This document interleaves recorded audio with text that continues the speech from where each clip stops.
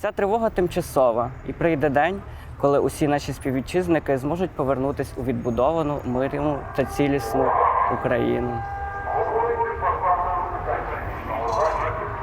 Сьогодні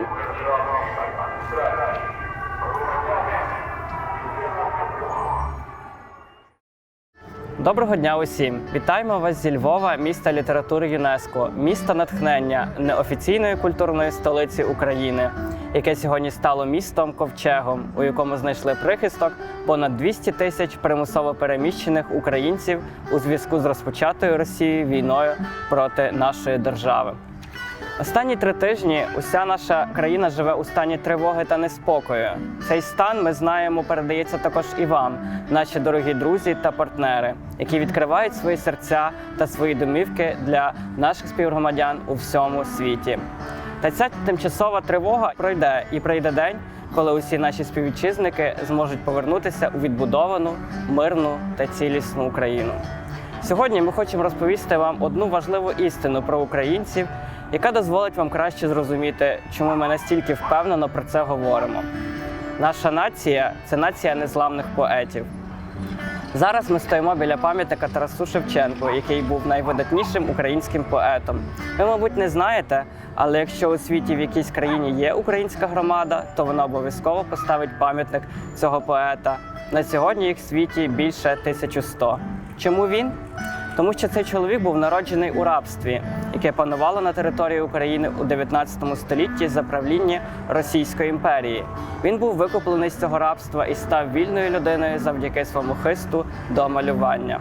Та згодом створив унікальну поетичну збірку, яка є українською Біблією «Кобзар», за яку Російська імперія відправила його у заслання на 10 років.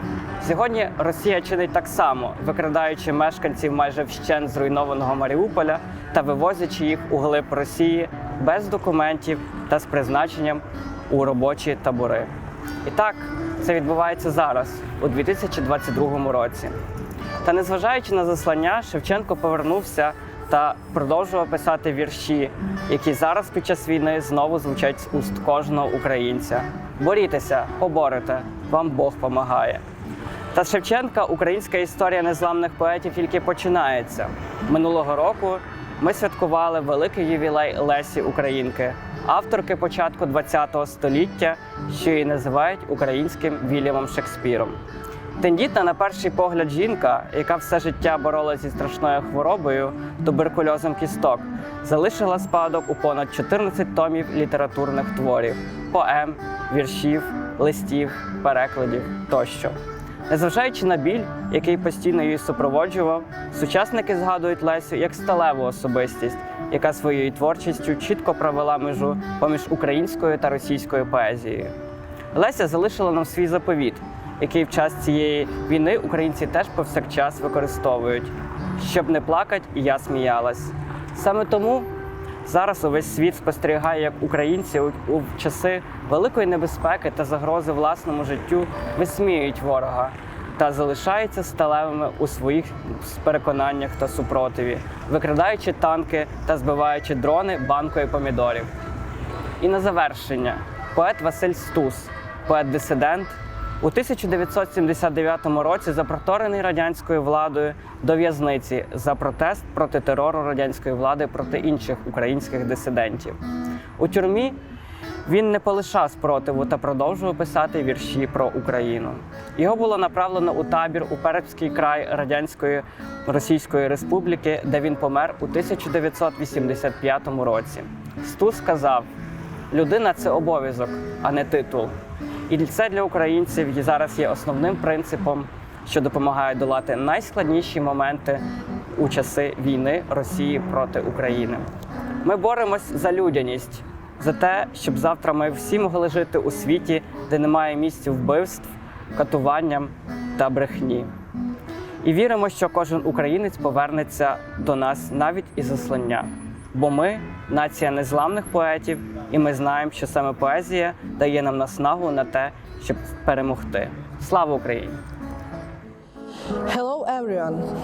Greetings from Lviv, UNESCO City of Literature, City of Inspiration, an official culture capital of Ukraine, that today is also an ark of safety, a city of refuge for 200,000 people who have had to leave their houses because of Russia's war against our country. For the last 3 weeks, our country lives in a state of anxiety, and we know that you share this feeling, our dear friends and colleagues, as you open your hearts and houses all over the world for Ukrainians. But this anxiety is not permanent, and the day will come when all our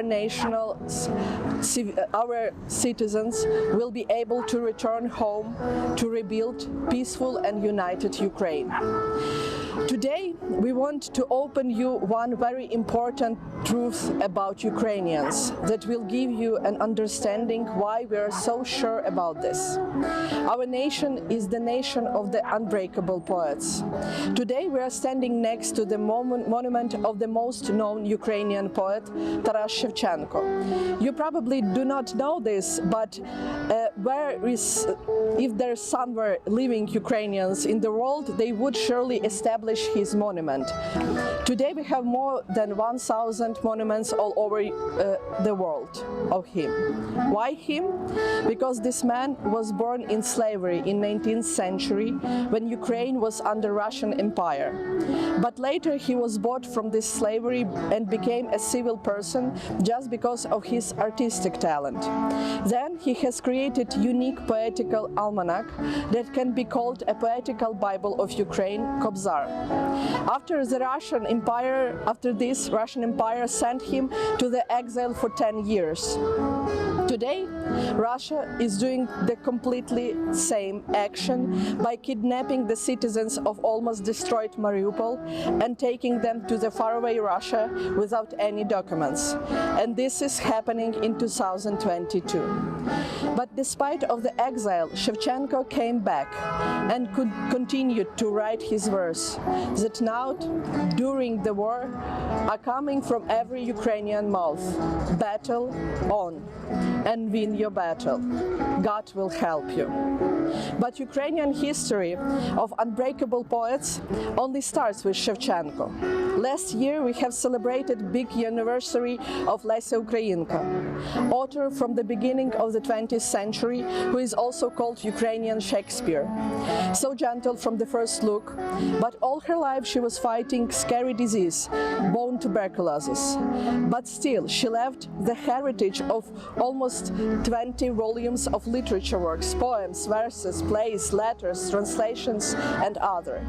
Despite the pain, which was always following her, competitors remind her as of strong personality, who, with her poetry, created a clear borderline between Ukrainian and Russian poetry.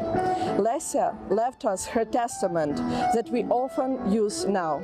I love in order not to cry. That is why the whole world now is watching Ukrainians protecting themselves, despite all the danger and threats to their own lives, ridicule the enemy and remain steely in their resistance, stealing tanks and knocking off drones with a jar of tomatoes. And last but not least, poet Vasil Stus, dissident poet sent out by Soviet government to the prison because of his protest against the terror of Soviet government. In the prison, he did never change his mind. He was fighting and continued to write his verses about Ukraine. He was later sent to Perm's Krai in Russia, Soviet Republic, where he died in 1985. Stus said, "Human is a duty, not a title." And this is now the main principle for Ukrainians, which helps to overcome the most difficult moments of Russia's war against Ukraine. We are fighting for humanity, so that tomorrow we can all live in a world where there is no place for murder, torture and lies. And we believe that every Ukrainian will return to us from the exile, because we are a nation of the unbreakable poets, and we know that poetry inspires us to win. Glory to Ukraine!